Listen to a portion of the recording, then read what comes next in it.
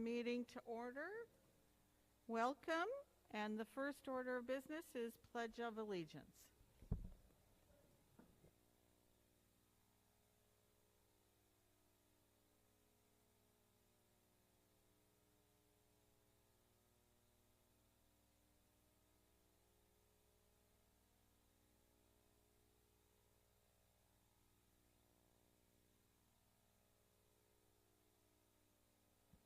I want to start out today, well, first of all, happy 2023.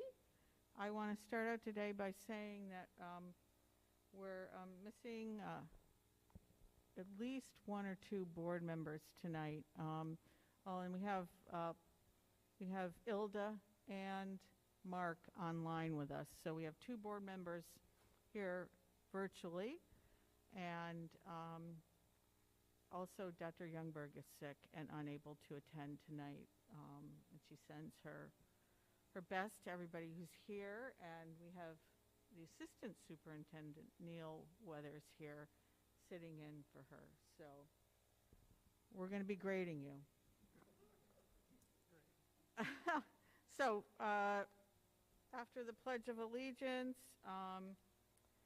the first item is approval of the December 14th, 2022 minutes. I'd entertain a motion to approve those minutes. So moved. Motion made by Paula, seconded by Brendan. Is there any discussion? Okay, all those in favor, please indicate by raising your hand.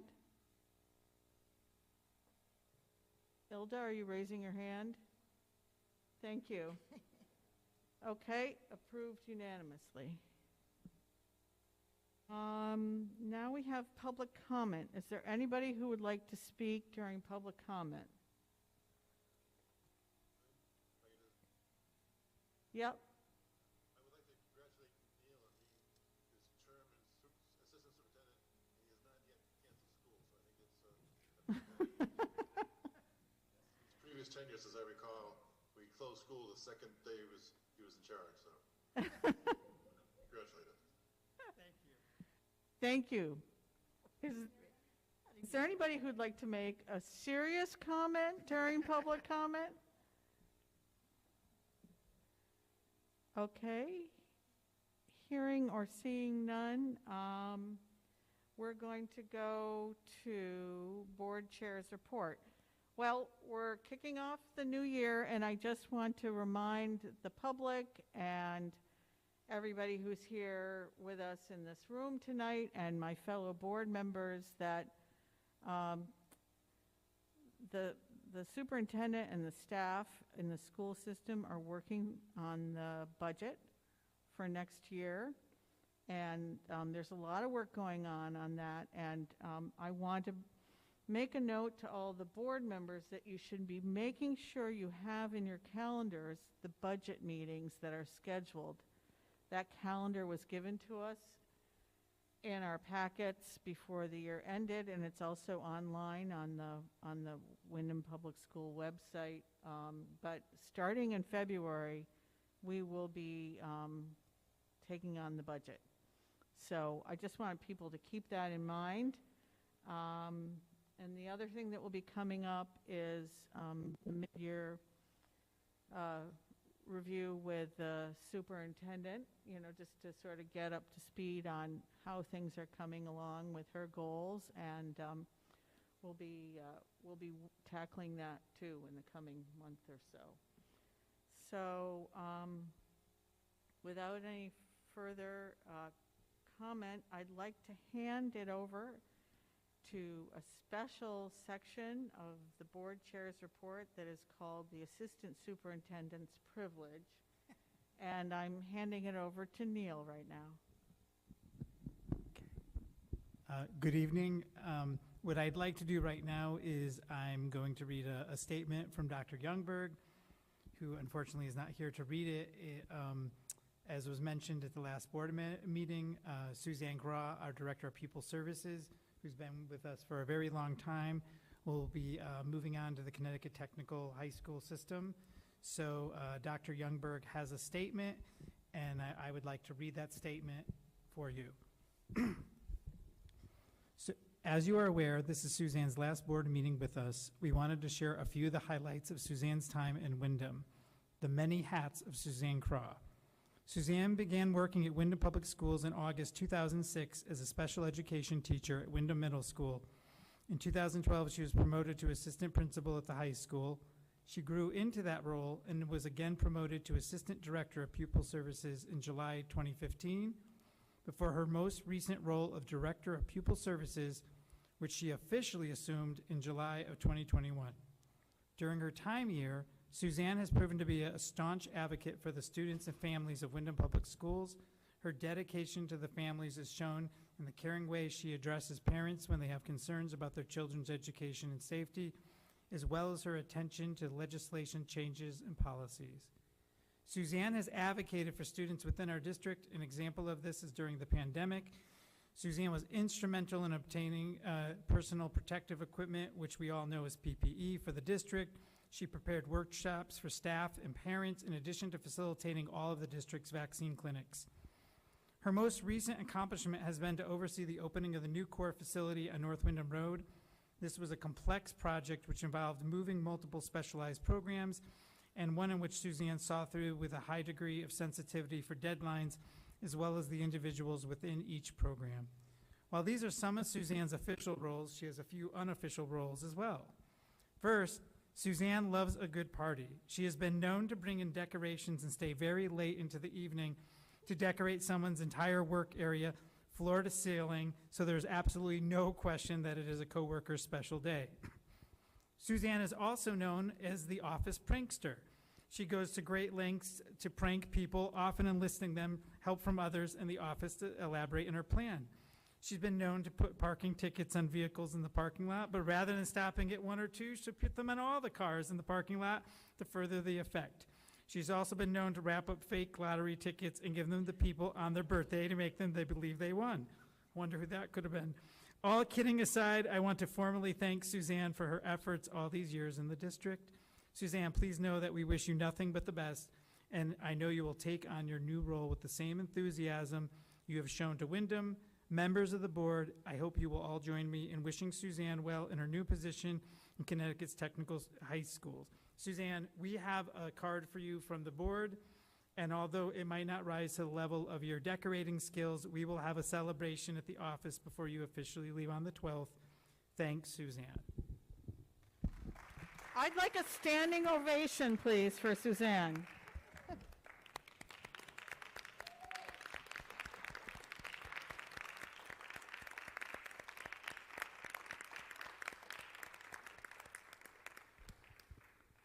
Thank you, Suzanne. We can't thank you enough. And could you pass this card down to her? Thanks. Thanks. Yeah. Okay. It's so nice of you to come be with us tonight.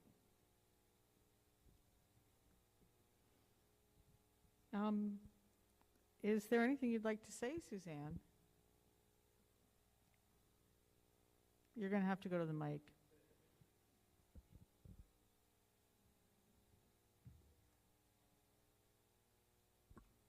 So I've become quite a crier lately, so I'm going to try not to cry again. But I first want to thank the Board of Education for allowing me the opportunity to serve Windham Public Schools over the years. I'll be eternally grateful for this opportunity, not only to serve you, the community, the families, and most importantly, our students. All of my memories will definitely be cherished. So thank you. And Neil, I enjoyed your 50th birthday very much.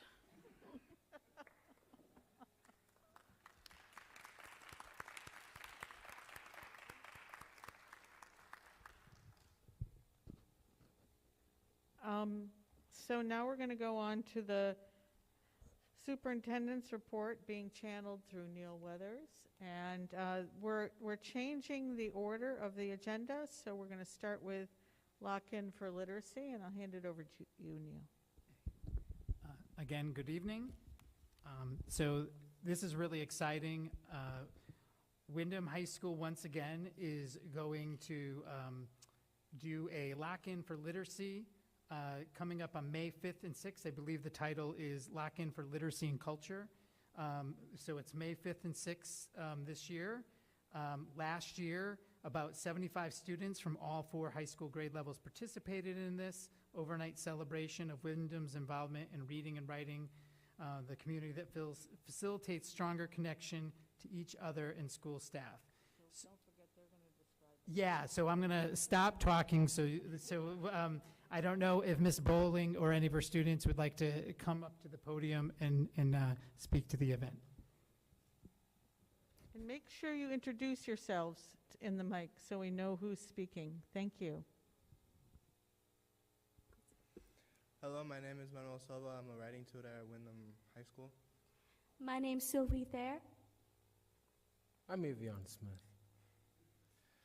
Thank you for allowing us to be here and to talk with the Board of Ed. We really appreciate it.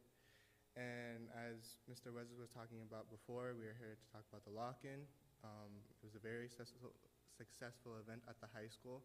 As he said, 75 students from all 4 grades came last year. It was very big, a lot of activities, a lot of fun. You want to talk about anything? My personal favorite last year from the lock-in. Oh, I'm sorry. Oh, okay. So, sorry. Okay. Weapon? So,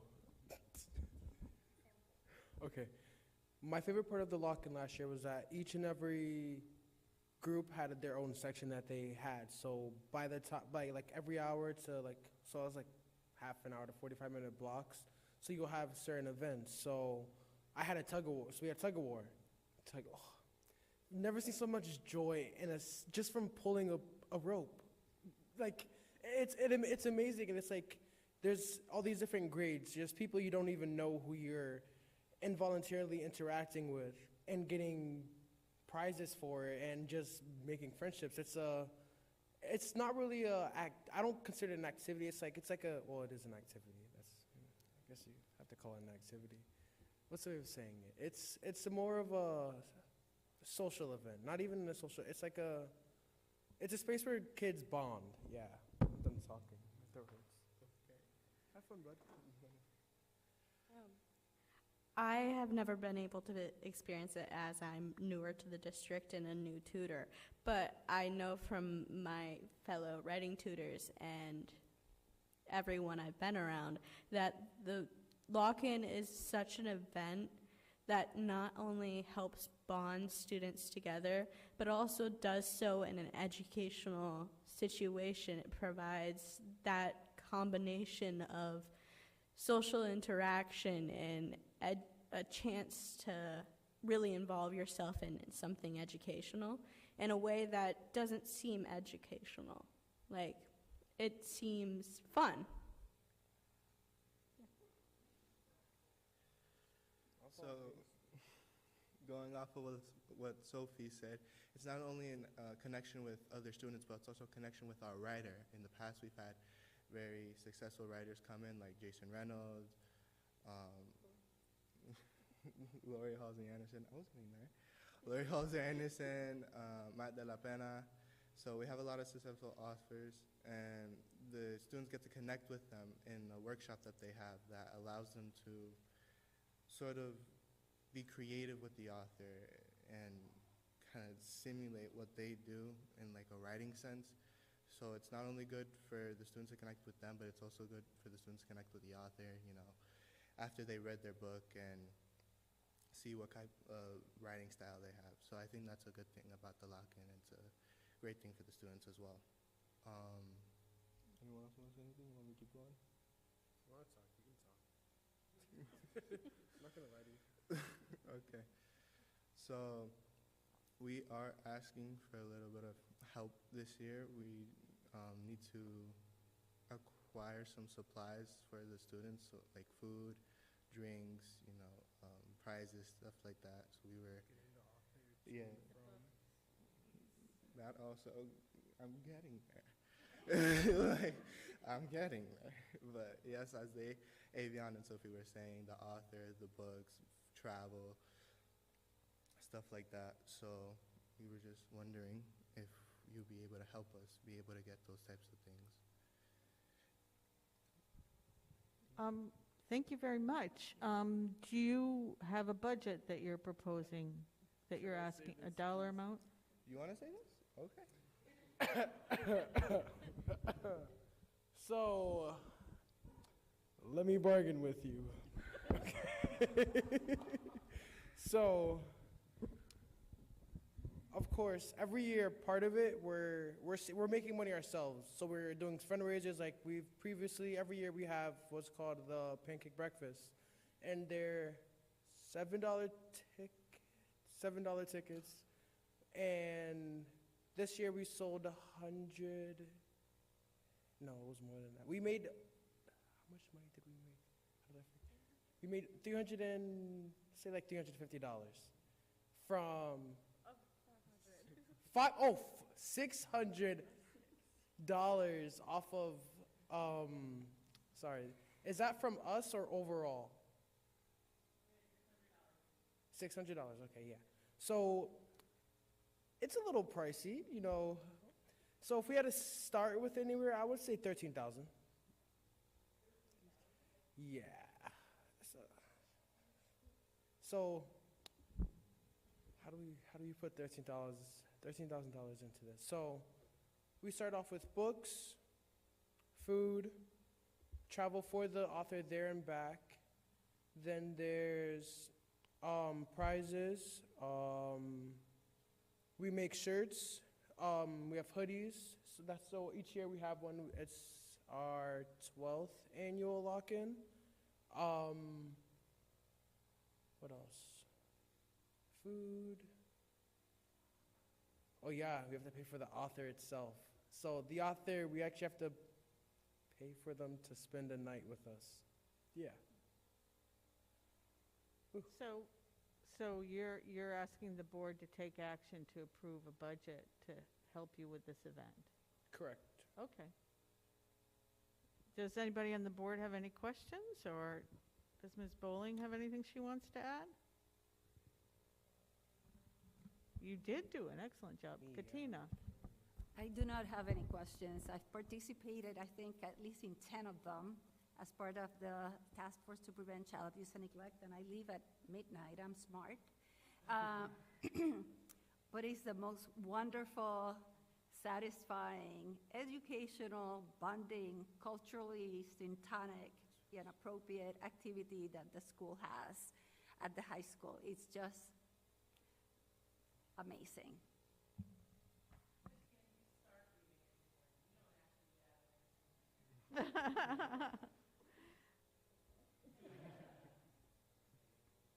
Okay, do board members have any other questions? I just want to tell you that we can't take action on this during this section of the agenda, but we could later on.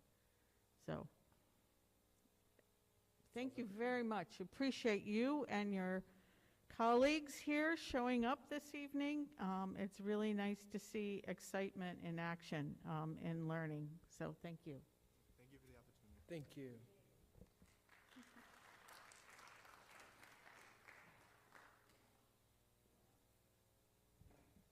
Thank you. Okay, you So continue. we'll go to the beginning. Okay. So the first thing we just wanted to mention is to just let the public and board know that we've moved, central office has moved into their new space. All central office employees have moved into the brand new 2-floor space located at the south end of the high school campus, which is now on the opposite side of the building. The offices on the first floor are dedicated to our human resources and finance, plus there's a conference room in there. The offices on the second floor include the offices for the superintendent, assistant superintendent, our executive director, pupil services, teaching and learning, equity and multilingual education, family and community partnerships, and our data specialists. In addition, there is a large conference room on the second floor for presentations, trainings, and meetings. It's a beautiful space, and I don't know if the board has any questions, but people at central office are very excited to be in the space. I would just say if you haven't been to visit central office and you're on the board, you should definitely, figure out a time to stop by. You'll feel like you're in a another universe compared to the old offices. So there actually are windows, for example. It's very nice, plenty of space. Happy that you're getting acclimated to it. We love it. Next, speaking to some of our work around diversity, equity, and inclusion, the district has been engaged in pursuing and planning its next level of equity work. There's been some work being done at Barrow STEM Academy, excuse me. Beth Brunei, our Director of Equity and Multilingual Education, is providing several short after-school PD sessions for certified staff at Barrows. During these sessions, staff have been discussing their commitment to interrupting and addressing the use of racial slurs, and they've been examining their next steps as educators and as a school community. They've been looking at readings from the Anti-Defamation League and Learning for Justice, designed specifically for schools, that detail numerous specific responses to bias and hate incidents have been used as resources in the conversation. And the school staff is now examining the response of the use of racial slurs and are in beginning conversations about work needed to create a continuum of responses, investigative, restorative justice practices. And they're also in the initial stages of writing a school-wide statement against the use of hateful language. And the school's anti-hate language policy statement will be written not by the staff alone, but also the students. The equity team leaders are facilitating this work with students. Student leaders will be involved in the writing and implementation of the policy. Barrows leaders in this work, in collaboration with the Director of Equity, are also in the middle of co-designing a PD proposal with the National Conference for Community and Justice that are in the first stages and will include the delivery of identity and anti-bias bias education to students grades 5 to 8. At a current, WPS is in the co-design stage of this work with the NCCJ and is working on the logistics involved in the delivery of their anti-bias training to the Barrows 4 grade levels of students, grades 5 to 8. More information will be coming in the future about this. We want to make sure we shared with you. I have another part, but if you have any questions, Beth Brunei is here and could answer them for you. We also have some district-wide work going on right now where we're in the middle of co-designing a training proposal with a Pacific Educational Group, PEG.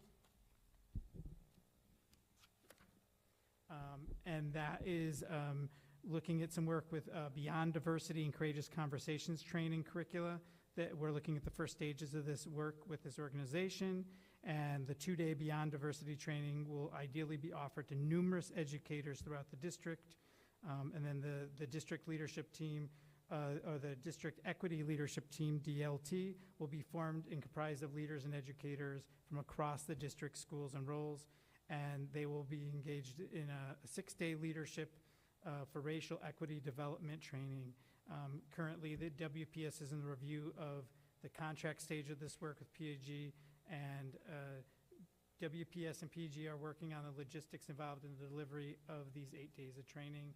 And more information will be coming, just like the other work, but we wanted to inform you that we are in the initial stages of this. So I don't know if anyone has any questions, but Ms. Brunei is here. Mary?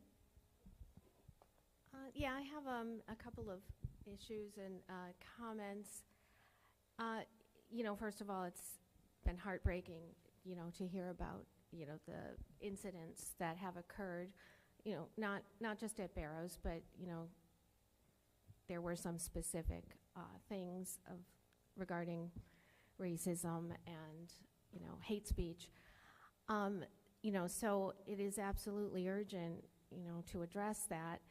I do just want to say that, of course, Windham Public Schools, like most workplaces, does have, or, I'm sure has training already that is for all staff and employees. So I do hope that, whatever this is, an enhancement perhaps of what we have, or it's more targeted. But, I would like to see this as something that's part of our culture. You know, there is the NAACP locally that has gone into schools, and I'm a member of that. And so I'm just wondering also about looking to these outside groups, you know, these organizations. I do understand that they have curricula that are already put together, but, you know, are there not things that are closer to home and that are more kind of relevant to our situation and which can become embedded and can become part of our school and district culture? So I guess my question would have to do with the Pacific, what is it called?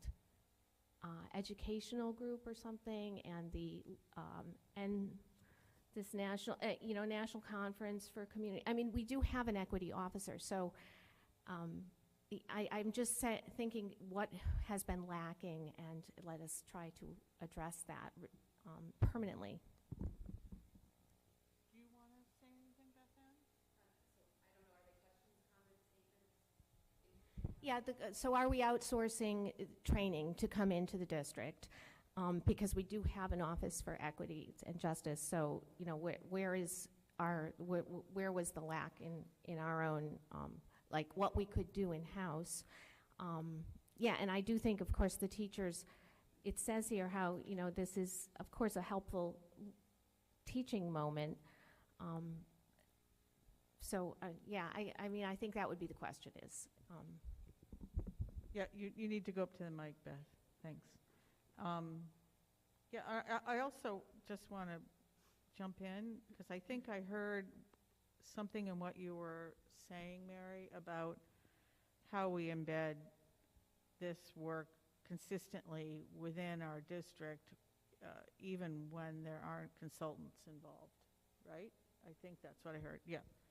So, and it could be something that could be further discussed at curriculum committee meetings and other committee meetings and brought back to the board. So we don't have to finish this tonight. That's what I'm saying. Right. I think it's just an ongoing conversation probably, but, and at the end of the blurb, I think I said you'll be getting more detailed information during curriculum committee so that we can discuss more about the content of the proposed trainings. I don't want to go too deep into that in the full board meeting, but this is the first time Windham's had a position like the one that I'm in, right, where they tie the role of an equity leader to an existing role. Previously, this role was called the Director of Bilingual ESL and World Language. And if you're not really familiar with those areas, those three areas alone are really enough for one job. And so when this job became the Director of Equity and Multilingual Education, I would say that it is absolutely necessary to start the first level of work. Like, we've had some work in the past, of course, but to restart the work with an even larger group from within the district and made up of numerous stakeholders, maybe not the same 20 or 30 people that have engaged in the work in the past, maybe even a little bit bigger. To do that, it's going to take more than just me, right? Now, a Director of Equity alone isn't the sole source of all equity information. And to start it out sort of strong, to bring in what we would consider one of the gold standard kind of groups. PEG is the group that authored Courageous Conversations. This is not a small sort of surface level of work. This is deep racial equity work. And when I say that, I mean it's years and layers and levels of work that you commit to. It has been founded on the work of authors like Kimberly Crenshaw, Jensen, right? Some of the biggest names in racial equity work are the basis of this work. Glenn Singleton, the author, is the leader of the work, and it's his group. So we're not really looking to bring in anyone who hasn't done this with a lot of trial and success, right? We really want to make sure that this is something that we take up with purpose, commitment, and an existing program that has a pretty good track record. So that's why we brought in this particular group. Right now, we have the funds and time to dedicate to doing this sort of initial level of content where everyone gets sophisticated content together in the same room, all at once. Over time, we won't be able to. You would never dedicate that many funds year after year after year, right, to the same kind of content. We would then develop the capacity in-house. And over the years, how the training and coaching looks becomes different. So this year was really, this coming year, we would really like to bring in this external provider to sort of launch the work and then develop capacity in-house, and over time that looks different. With the NCCJ, that's a national group located in Middletown. So the advantage there is they also have national level work going, but they're located in Connecticut. There is one other group we did tap, but they would not commit to student level work without doing the district level work. They wanted to do all of the layers and levels of work, and we sort of already had tapped this other group. So NCCJ is also one of the only groups locally who has student level workshops. And because of the nature of the incidents that had occurred and the staff and administrators' interest in addressing those incidents, we thought that this, authority, this group, this organization might be the most appropriate. So right now we're in proposal development stage. We're not at a final stage with them. And we've actually had 2 planning meetings where we go back and forth and negotiate what things look like. So that's where we're at with them.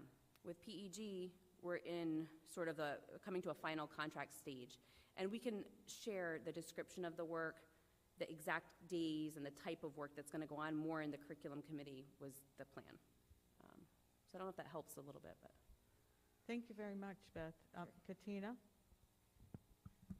Thank you, Beth, for all that explanation. And I'm going to say that what has been kind of lacking this past year is that we used to have frequent meetings of the diversity and equity group that was existing already prior to your The DEI, yep. prior to your tenure. And as a member of that group, I feel disassociated and not linked. And I think that has a lot to do with, I think, what I understood Mary to say, which is that there are other community meetings, or not meetings, people that are so involved in diversity, equity, and inclusion, and that have experience doing trainings and have knowledge besides our own community about this theme.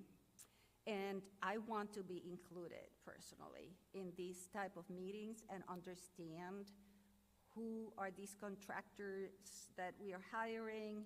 I wanna participate in those courageous conversations, which, by the way, I have been trained on in the past and have conducted. So I think that involving the community, not only the board, other stakeholders is the word that I was looking for in English, is very important, as our community is very diverse and we might have other contributions to give. Also, we have, like you said, Beth, certain people who have been participating in race culture seminars, diversity seminars. I have provided the binder with all the information to that Neil and Tracy had requested to see if that could be found, because it had not been found in the district. I have it, yep. Yep. Oh, thank you. And so, you have people that have a wealth of information and a lifelong investment in racial justice in our school system. And those are valuable, important, and meaningful resources to be used while these conversations are happening, and who have already impact in their school and have been doing this work from the 80s when Don Berkowitz started race culture seminars at Windham High School. And we have done them with students and staff and middle school, high school. So there is a lot of people who have this interest, well-trained, and I think it should be an issue of including more members and stakeholders in these conversations. Thank you. Okay, thank you, Katina. I don't think we're really going to go back and forth on discussion on this. Is there something you'd like to say quickly? I think it's important, Beth? yeah. I think it would be, I feel remiss a little bit if I didn't address some of those things. Normally I wouldn't do this until the curriculum committee meeting, but it's totally fine. so we didn't want to give a lot of details, but there will be quite a few people invited and participating in this work. The old race and culture seminars were sometimes called Courageous Conversations. The Courageous Conversations I'm referencing is a trademark Courageous Conversation based on a book and a very particular curriculum. So just so we know, those completely different curricula. But yes, so the number of participants will be pretty large in at least the first 2 days, and then cull down a little bit in the next 6 days of district level work. But multiple stakeholders will be involved. The Board of Ed has expressed its interest for a long time, so the Board of Ed is definitely invited. All of those details and logistics have not been figured out yet, so that's why we're not talking too much about it just yet. There's no invitation out or anything. We're just now maybe securing some initial dates with the group, like asking them to place hold on the dates. So we don't really even have a lot of information about that yet. The reason why the conversations that existed before I started did not continue was also because we couldn't even find the time and the subs to release people to continue those conversations last year, even virtually. So I don't know if everyone's really familiar with our situation with substitutes, but we can't get enough.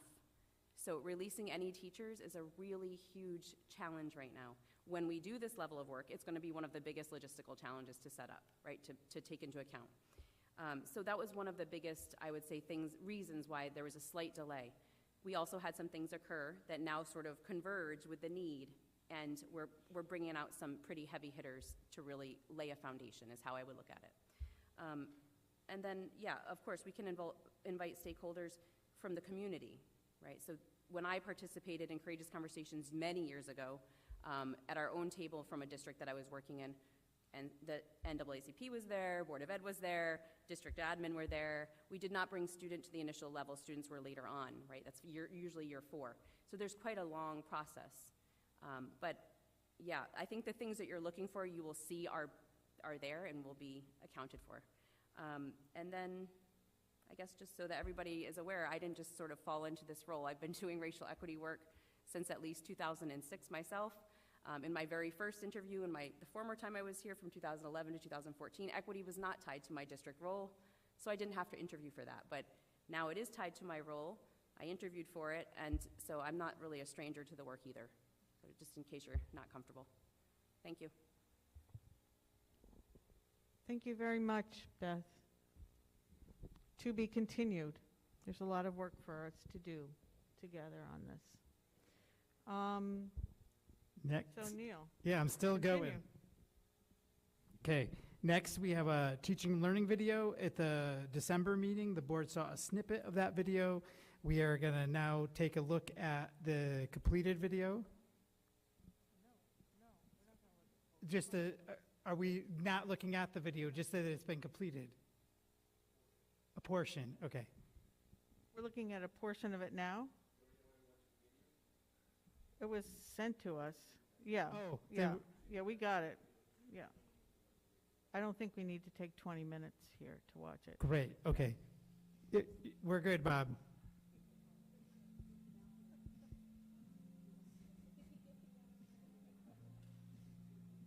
It was very good. I did really enjoy it. Okay.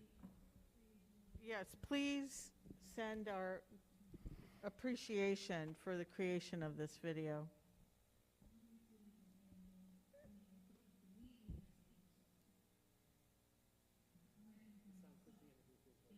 Yeah.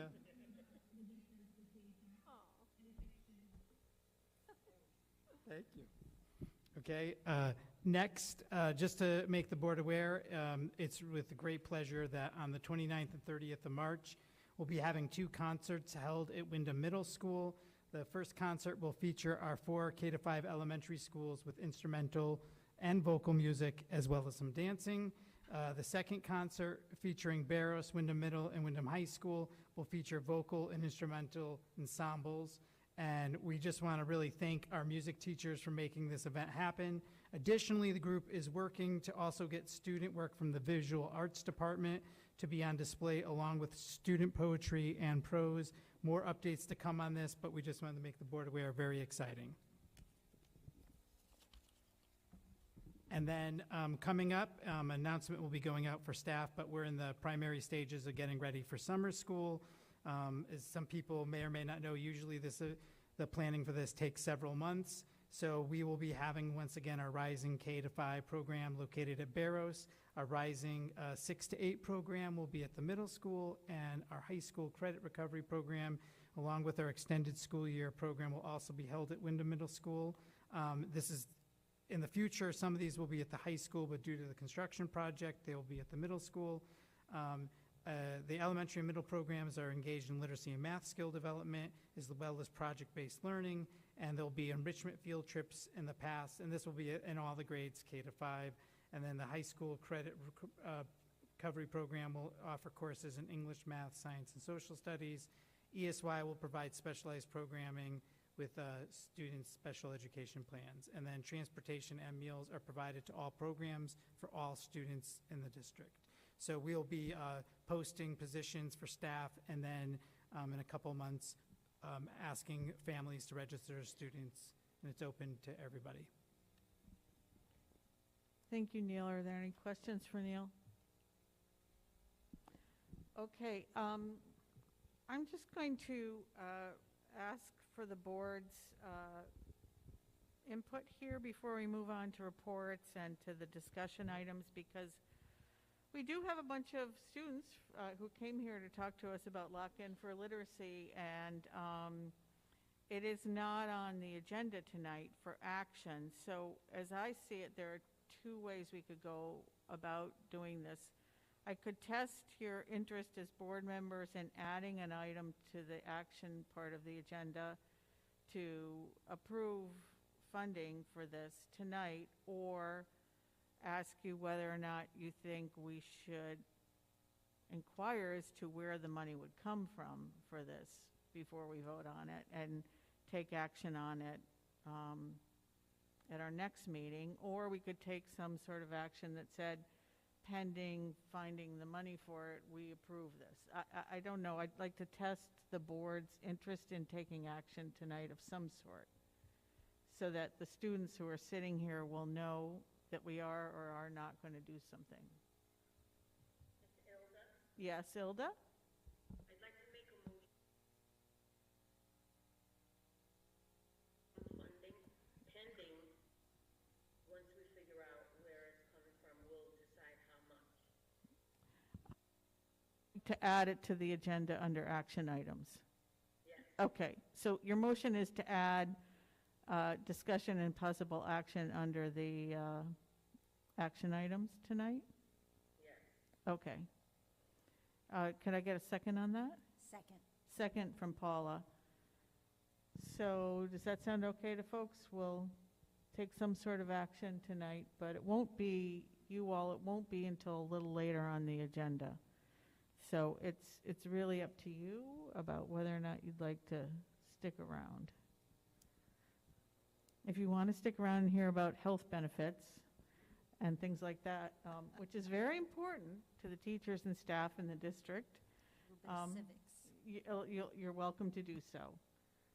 But I can pretty much guarantee you that we will be taking action to give you some money, okay? I just don't know how much it will be.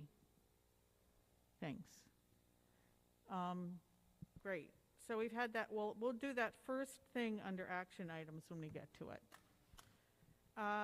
So now we're on to committee reports, and Katina, it's over to you. Hi, yes, we have a policy meeting tomorrow afternoon via Zoom, and in our last meeting last month, we are submitting for your consideration and approval to repeal the policies that are included in the agenda. That's my report. Does anybody have any questions for Katina?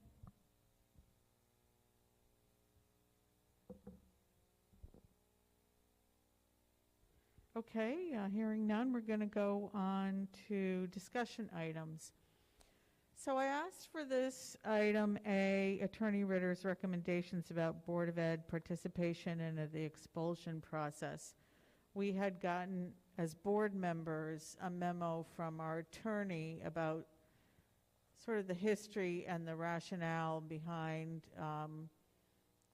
keeping board members directly out of expulsion hearings and instead using trained professional to conduct the hearings, and,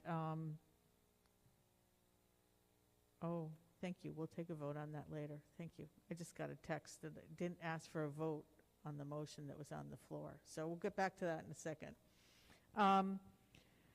So I just want to confirm with the board that we accept this recommendation made by Attorney Ritter, and will continue the practice of having a professional conduct the expulsion hearings. But this is your chance now to disagree with that and open it up for a different approach. I just want to put it on the floor. I didn't want to just gloss over it and say, you got the memo, and we're not going to talk about it. So, Paula, you look like you're ready to say something. I don't know for sure, but I think I was the one that might have brought this concept up, because that is what we did many years ago. And I'm going to tell you why. We felt that at that time, having board involvement allowed us to have a better finger on the pulse of what was going on in the district. What were the issues that were causing expulsions? What were these kids actually dealing with? And then through the expulsion hearing, we often heard about the difficulties that some of these students were having within their lives that were, predisposing them to some of these behaviors. It also gave us an opportunity to look into what the alternatives for these students were post-expulsion. What were we doing as a district to continue their education? So it was very much educating us, letting us know about what was going on in our district, and having an active role in hopefully solving some of the problems, or at least making sure. And things may have changed with state statutes that require more now than it did back then. But there were many cases where some of our kids may have gone without an alternative education if the board didn't feel as strongly as we did about making sure these kids were followed and that they continued their education at some level. I guess my feeling is that we can go with the recommendation of the attorney, but I would hope that there would be some way, given the privacy and such of the students involved, if we could be, again, made aware of what the situation of the expulsion was, perhaps some background into what these students might be dealing with, and what the alternative educational proposals are, and the success of the students in that realm. Is there anybody else who would like to speak to this issue? Katina. Oh, Mary. Okay. She said she thinks you were first. Yeah. I agree with Paula in terms of, well, we have such a small community that, and this has to be both private and confidential. So I agree with having impartial hearing officer.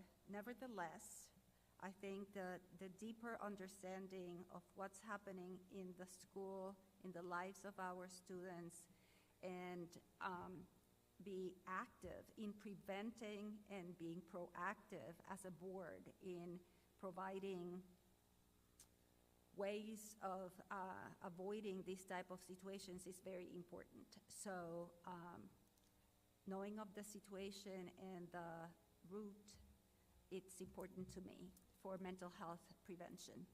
Thank you. Thank you, Katina. Mary?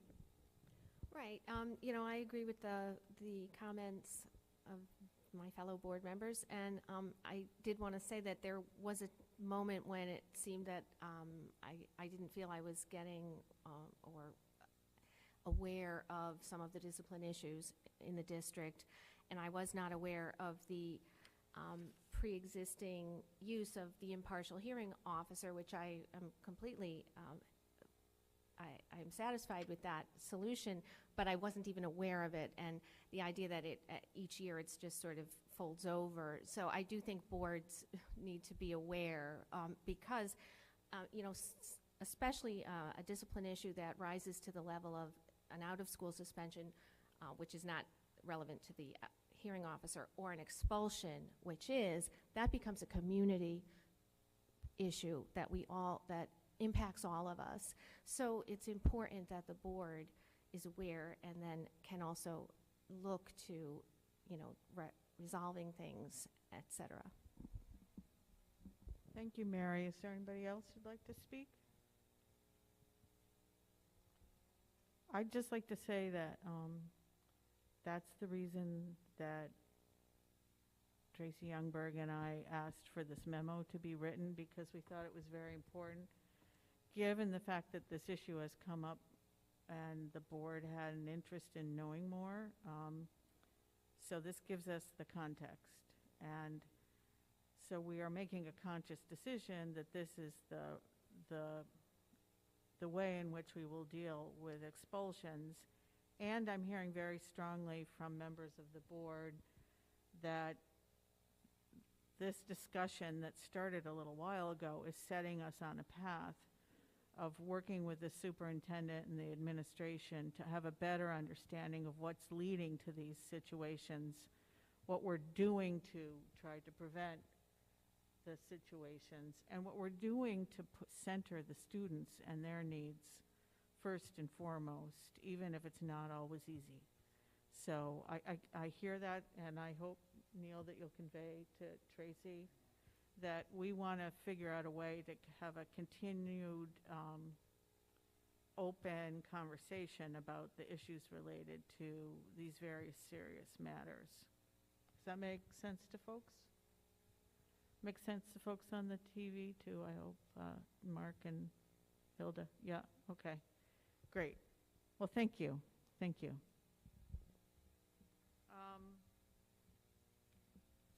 So do we have somebody here online or in person to present to us tonight?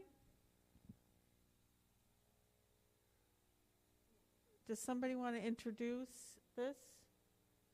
Okay, want me to introduce it? Okay, so a while ago, for the people who are watching, the board voted unanimously across all party lines to explore looking at the option of having the state, the Board of Education, and possibly the town come along with us to join the State Health Partnership Plan, which is part of the State Employee Health Plan, which is the best plan you could possibly be in, and consider opening it up to our Board of Ed employees. It would be something that would have to be agreed upon through the various contracts.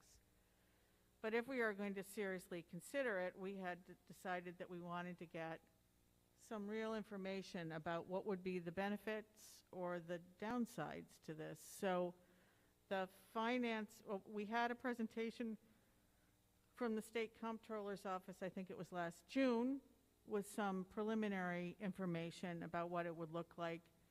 And then at the suggestion of our attorneys, we looked into getting a more detailed analysis. And the Finance Committee of the board looked at this last month and asked that we get a presentation at the board meeting. This is a serious matter that the board needs to make some decisions about if we want to embark on it for our next budget cycle and their next health cycle. So that's the context. And now we're going to open it up to a presentation, correct? Thank you guys for having us tonight. My name is Chuck Petruccione.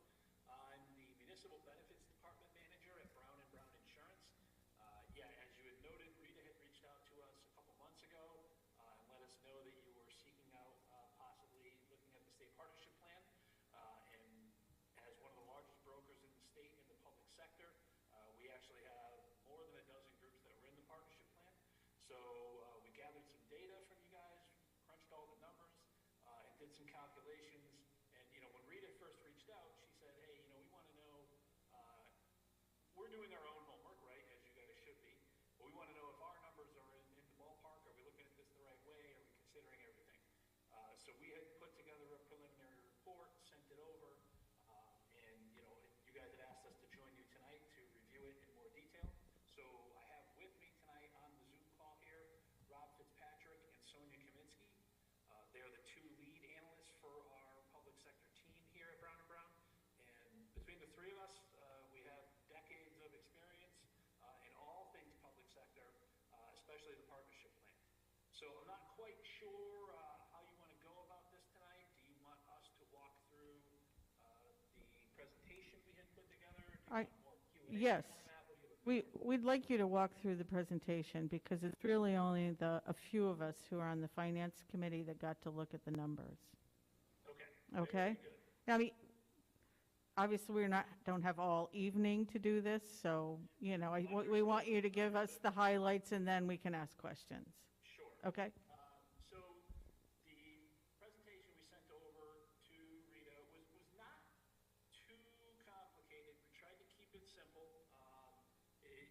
You know, while there are lots and lots of things to consider with the state partnership plan, we really could talk for hours about the pros and cons of the plan itself. But we wanted to keep this particular report focused on what Rita's initial ask was, which was, what do the numbers look like? Are our considerations in the right ballpark? So the report that we had provided, there was a cover page, then the second page was just a restatement of Windham's claims for the 21-22 fiscal year. And we wanted to lay that all out so that we're all working with the same set of data.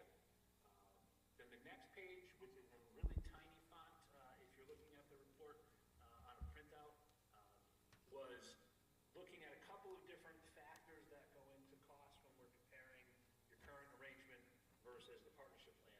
So the first, obviously, is what are the rates of the partnership plan? For anybody who is not super familiar with it, the partnership plan began in 2012, ran like a regular insurance company for several years, where the state actually took groups that were considering coming in, analyzed their claims, did a full analysis, and gave individual rates out to each group. After a couple of years of that, the state determined that they couldn't keep doing that for all 169 towns and boards in the state every year. So in 2016, the partnership plan moved to what's called the 2.0 version. And with that version, they post a rate on their website pretty much every spring, and they say, if you like this rate, come on board. If you don't like this rate, you know, you don't have to take it. So it ran like that for a few years.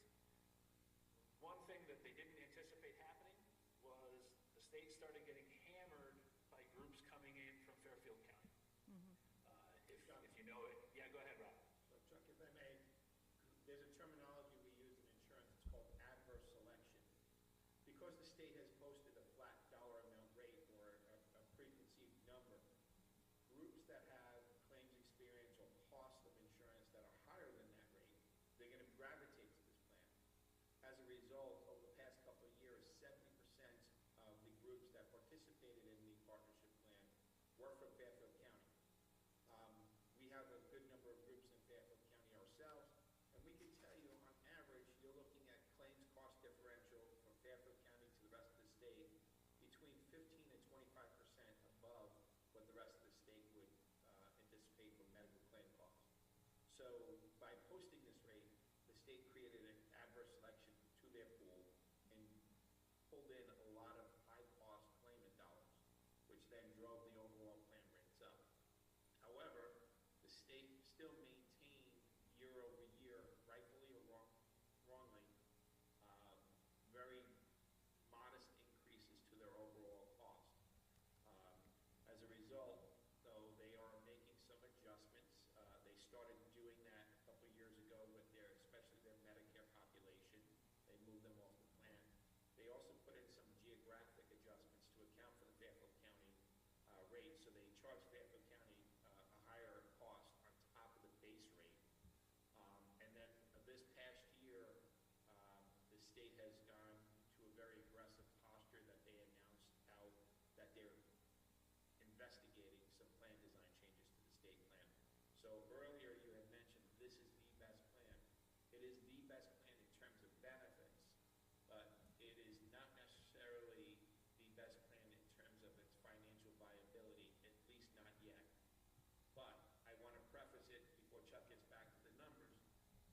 doesn't mean you should not actively look at this for what it offers you today. The plan is not going to go bankrupt. It is backed by the taxpayer of the state of Connecticut. So I'm going to let Chuck finish up the next part. All right, thank you, Rob.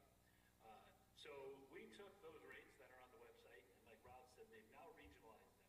So every county has their own set of rates. So we took the Windham rates, multiplied them by what we do for your head counts for this year. So we know, without a doubt, if you were in the state plan this year, what it would cost you. We also did an analysis on what your funding of your high deductible health plans costs you. So as part of an agreement with all of your collectively bargained unions, you give funding for everybody that has an HSA. So we wanted to take that into account in the overall analysis. So at the end of the day, page 4 of that report, if you're looking at it, we took all the claims over the last year, did an underwriting analysis on what we would expect the claim spend to be for this fiscal year, added in your net cost, your HSA funding, your admin charges that you have through the carrier, your stop loss charges, and we were looking at a bottom line spend this year from a gross cost standpoint, right? So not taking into account employee cost shares or anything, but from a gross cost standpoint, we were looking at this year, your health insurance plan costing you about $12.2 million. And if you were instead on the partnership plan, the gross cost this year would be $10.4 million. So, from just a pure dollars and cents standpoint, in a vacuum, the state plan certainly looks less expensive for you this year. We did the same thing projecting for next year. Now, we had started this project for Windham back in September.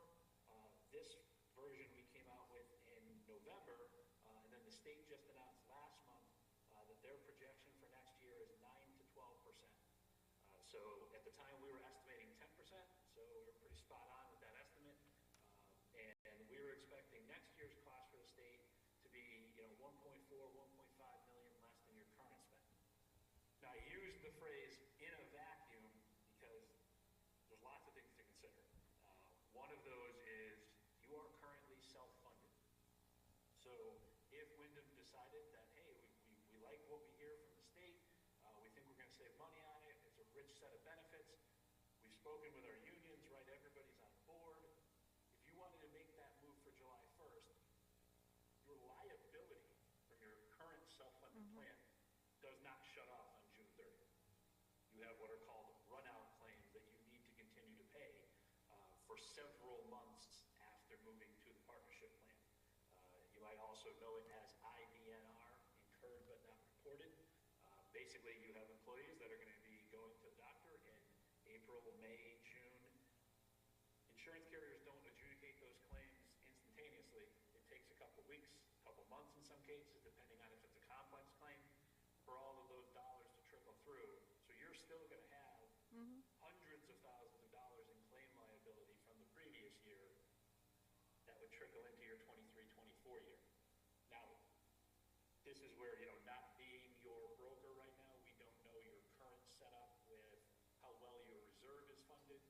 If you have a healthy reserve, then that's exactly what that money is there for. It would be used for those runout claims, and it's not something you necessarily need to worry about from a budget perspective. But dealing with a lot of public sector groups like we do, we know that not everybody is always able to maintain a healthy reserve.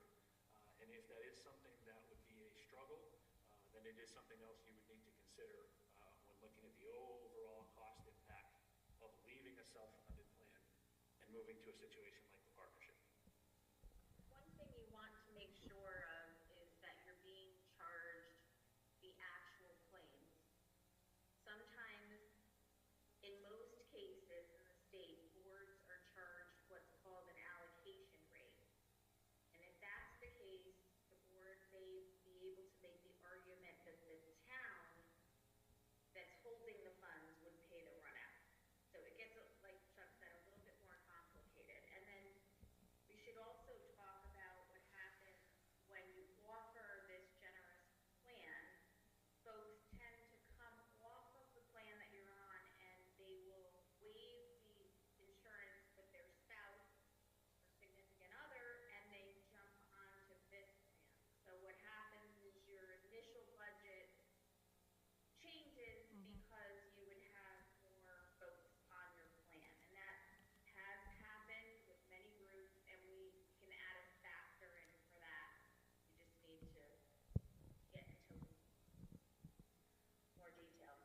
Thank you. As Sonia said, that's another component, right, you should take into account when you're moving forward.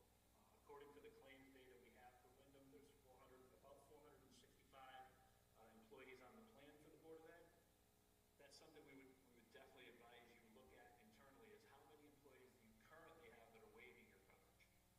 Yeah. If you've got 50 or 60 employees, or maybe even more, who currently waive health insurance coverage and take it through a spouse, certainly the mentality of the state plan, like we vocalized before, is that it's a very rich plan, that you're not going to find a better set of benefits. So you may very well find that 30 or 40 people who currently waive coverage like the concept of the state plan if you bring it in, and you have 5 to 10% more bodies on your plan, which is going to drive that cost up. One of the reasons that we have wanted to explore this in a very serious matter is because of the quality of the plan and our dissatisfaction and complaints that we've actually heard from employees about the downside of high deductible health plan. And in fact, all studies show that high deductible health plans actually, over time, you incur more costs because people delay getting care because they can't pay the deductible until it gets so bad, and then they go get the care. I actually do this work on health care for a living, and I understand the state plan and the Connecticut partnership plan fairly well. I would just say that to the public that's watching this, one of the reasons we want to explore this is to be able to offer our teachers and staff a very good plan. So they can have the peace of mind that they can take care of their health needs and the needs of their loved ones without having to cough up huge deductibles. We can't compete with some towns on the salaries that they offer for teachers and the pay that we offer, but we certainly could help if we're offering a better benefit package, in addition to continuing each year we go, whenever we're in contract negotiations, to try to do the best we can for the employees here. So we see it as something that could potentially help with retention and help with recruitment. And more municipalities and boards of eds are seriously looking at this. In fact, there are a number of communities here in the eastern part of the state, in our neck of the woods, who have signed up and had good experience. So I have to say I'm very biased in favor of exploring this. It's not a secret. I wished we had done this in 2012 rather than gone into the self-insurance plan. In fact, I was very upset in 2012 when we did what we did. It's caused a lot of headaches for our town to be self-insured. And the Board of Ed has suffered firsthand from part of that, the way in which the funds can get used. So for us, it's a serious consideration also because we're in the self-funded plan with the town. And if the town decides it doesn't want to go with us, if we decide we wanted to pursue it and the town doesn't want to, then we have to extricate ourselves from that. And your whole issue of the liability and how we fund that is something we take very seriously. We'd probably have to get some legal advice about how to do that. So does anybody on the board have any questions for the consultants that provided us with this report? And we want to thank you for being with us tonight and waiting to talk to us. So. Thank you for having us. Oh, Rita wants to say something.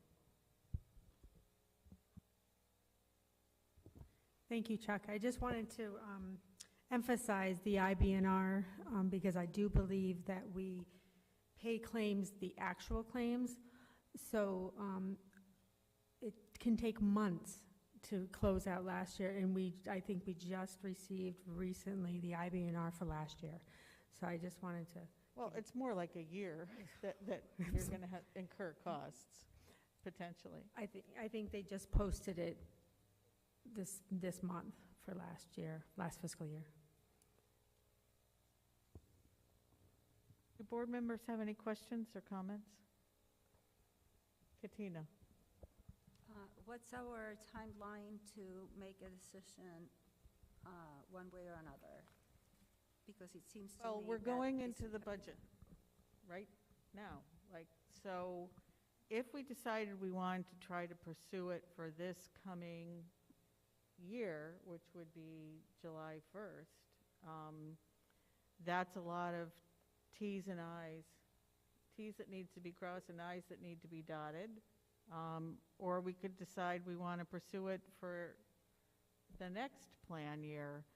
But if we were going to be serious about this, I would hope that we'd put something on the agenda to take action tonight to start moving forward. We may run into some roadblocks that we didn't anticipate, but if we're going to seriously look at it, I think now is the time. Can I just say so moved to add it to the agenda? Let's wait till we get there. We have another motion we need to vote on too. Sorry. But is there any more discussion? Yes, Mark. For the either Rita or the Brown, I guess the Brown people, do you have a historical experience of leaving the plan? My sense is that that reserve will not go with us, that if we leave the plan and the town is left on their own, that they're going to claim that reserve fund as their own, and that we may have some sort of liability to pick up those incurred but not paid costs. Don't give them any ideas, Mark. No, don't give the town any ideas. I'm just kidding. Go.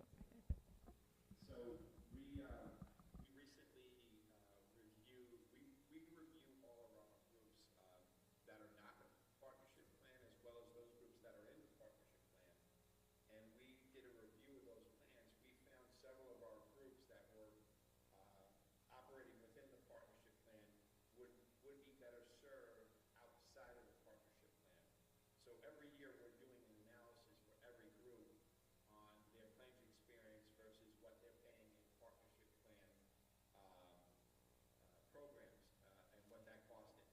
So what we do is we remove 8 groups out of the partnership plan this past year, and we set them up into what we call a block or a pool that we created on our own with those 8 groups. So overall, while it's a good option based upon what we're seeing here today with these numbers, in 3 years or 2 years from now, it may not be a good option for Windham, and you may want to consider moving the group out. And that block, we should mention, is fully insured. But Yeah, that's my initial question was about the current reserve. So Yeah, we so- currently have a well-funded reserve. If I leave as a unit, then I've left the plan, and that money, because the town's going to tell me, well, that's our money now. You're no longer part of the group. Right, because by law in the state of Connecticut, the Board of Education cannot carry a reserve. So the town has to carry the reserve. That is I was going to use the word fight, but it depends on the politics between towns and boards. We work in dozens of towns and boards in Connecticut. We've had some that kumbaya get along fantastically, and we have others where it's borderline civil war. So the status of that reserve and how much access you have to it would have to be a significant conversation between the town and the board. At the very least, I would hope they would pay those run-out claims out of that reserve, because that's what that reserve was built for and how Right. it was funded over the years. I mean, I think we are speculating to talk about this point anymore because we don't know, really. And what I'm suggesting is that if we take action tonight, probably the first action would be to get the legal help that we need to get to figure out whether it's even feasible. So, for us to extricate ourselves by July. And, it's not like I haven't had conversations with the chair of the Board of Finance and the people on the town council. They know we're looking at this. So, and in fact, I invited the chair of the Board of Finance to join tonight, but he has childcare duties, so he's going to look at this presentation after tonight, and we'll have a conversation with them. I would add, from a logistical standpoint, you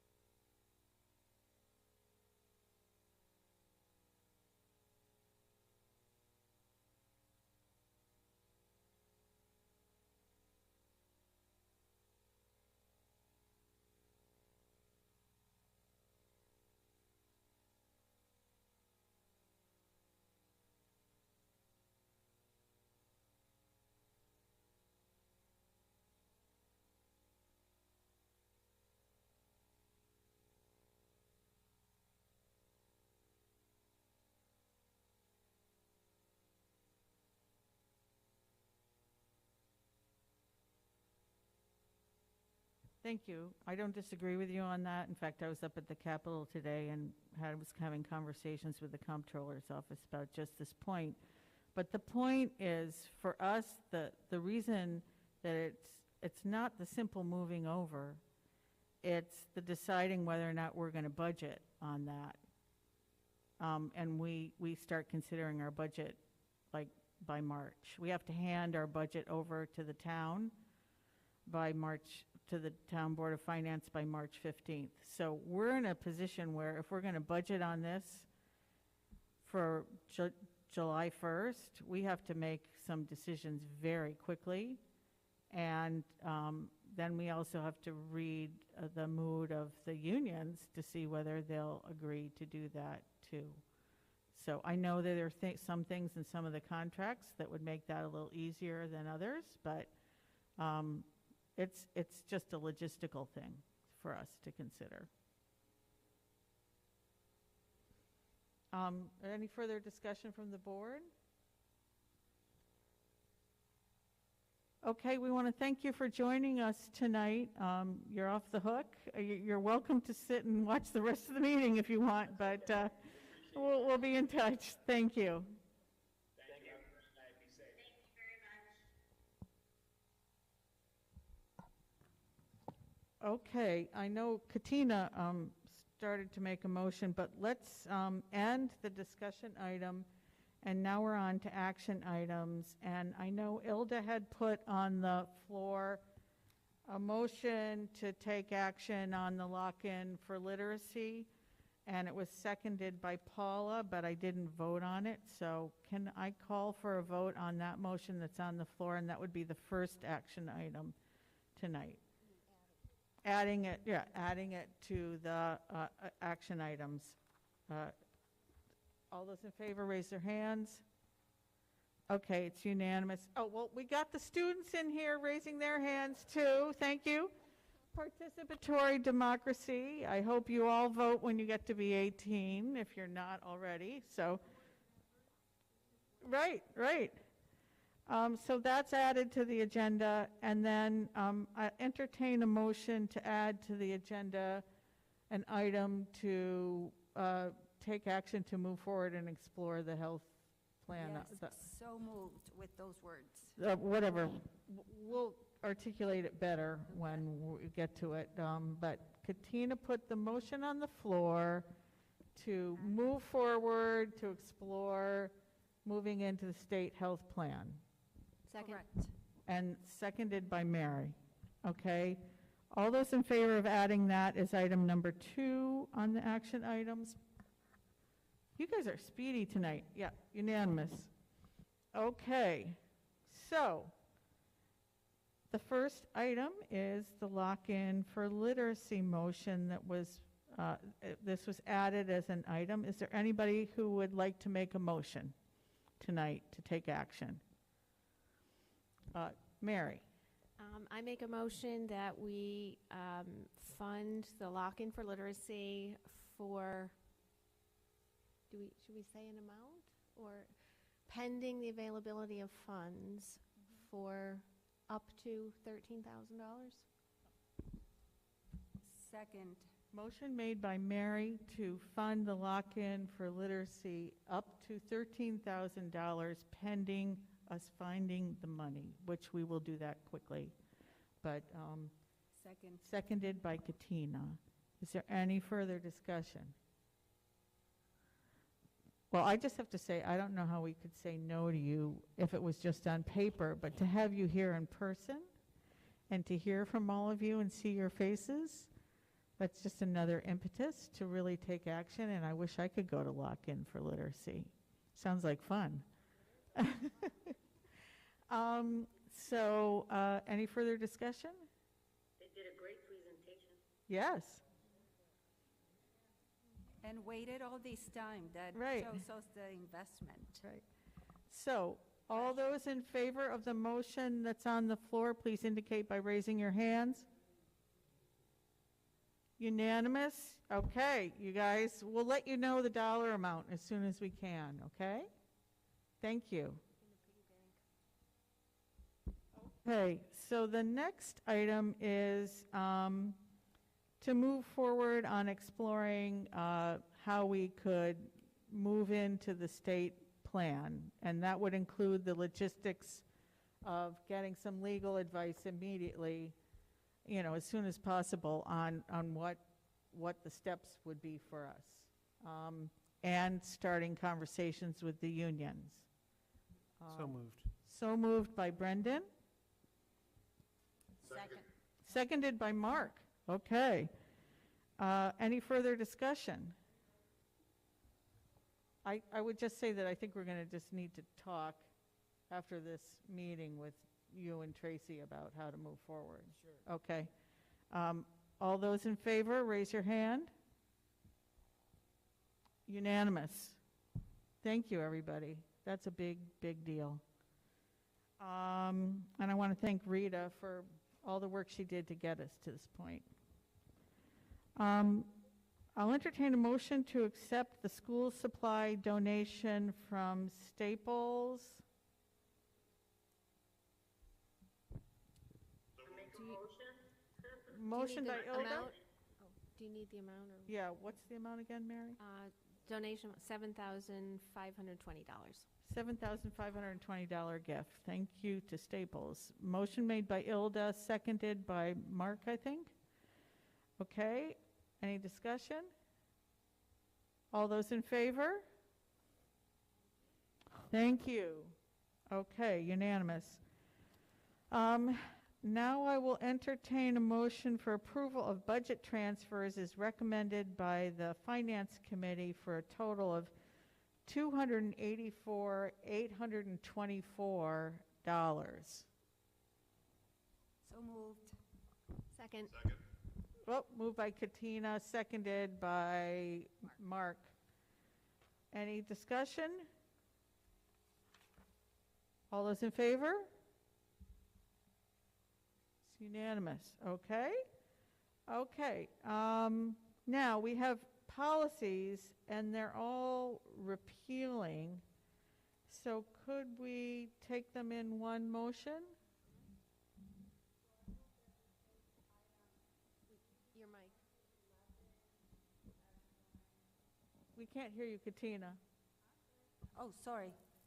I move that we take possible action on policy in reference 6, item C, 1 to 11 as one vote. Do I get a second? Second. Second, Mark. Okay. Any discussion? All those in favor, please raise your hand. Okay, unanimous. And then D, approval of department logos for facilities and food services, they were very nice to see. Who would like to make that motion? So moved. Brendan made that motion. Any second? I'll second. Ilda, Second. second. Paula beat you to it. Okay, any discussion? I All just those want, Yeah, go ahead. I just want to say I'm looking forward to seeing the last operations department that seems to be missing from tonight's packet. Okay, all those in favor? Okay, the new logos are approved. And that ends our business, except for public comment. The logo is really cute. Public comment. Anybody want to speak during public comment? Okay, not seeing any. I will entertain a motion to adjourn at 8:26. I move, we move. Meeting adjourned at 8:26. Thank you, everybody. Happy New Year. Hope you feel better.